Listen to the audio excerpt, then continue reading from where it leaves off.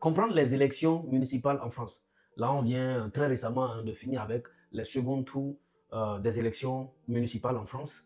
Et je voudrais t'expliquer en fait le processus d'élection des maires en France, sachant que en fait, c'est pas toutes les villes qui sont allées au second tour. Je t'explique ça en fait dans cette vidéo. Il faut savoir que en France, il y a environ 35 000 communes, 35 000 villes qui ont donc un maire. Et parmi ces 35 000, il y a à peu près la moitié des villes, à peu près 19 000 villes, communes qui ont moins de 1000 habitants.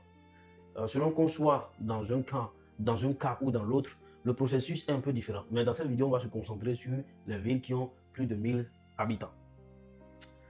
Il faut savoir que pour ces villes-là, en fait, c'est des listes qui se présentent. Okay? Ce n'est pas un griffe futur maire qui, en tout cas aux yeux de la loi, qui se présente avec sa liste. Non, c'est la liste qui se présente et à la fin, si c'est cette liste qui est élue par le peuple, ça va constituer ce qu'on appelle désormais le conseil municipal. Et c'est le conseil municipal qui, en son sein, élit le maire.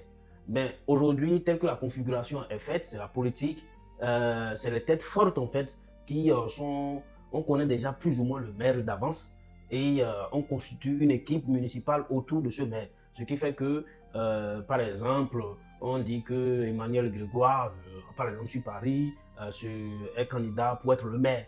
En fait, sa liste a été élue là, mais ils vont procéder à un conseil municipal interne pour formaliser tout ça. Du coup, quand est-ce qu'on s'arrête au premier tour et quand est-ce qu'on est obligé d'aller au second tour? On s'arrête au premier tour lorsque ta liste a plus de 50%.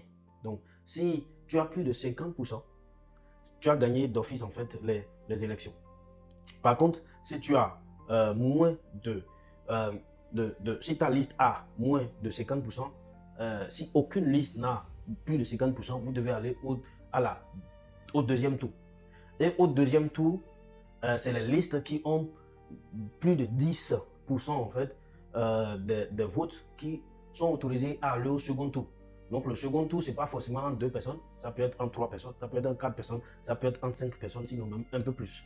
Donc ce que les gens font souvent, c'est que d'habitude, ceux qui viennent par exemple au premier tour, ceux qui sortent au premier tour avec 40%, 30%, ils vont au second tour et ils essaient en fait de faire des coalitions avec des gens qui ont à peu près 10, 12% ou bien 5, 8%. Voilà un peu comment ça se passe. Et du coup, quand vous allez au second tour, il n'y a plus obligation d'avoir 50%. Donc si vous êtes 3 par exemple au second tour et que toi tu as 45% et que les autres se partagent le reste des voix, c'est toi qui es élu, sinon ta liste. Allez, j'espère que cette vidéo vous a plu. N'hésitez pas à me dire si j'ai manqué des choses et n'hésitez pas à me dire si vous voulez plus de contenu comme ça. Allez, ciao l'étudiant étranger.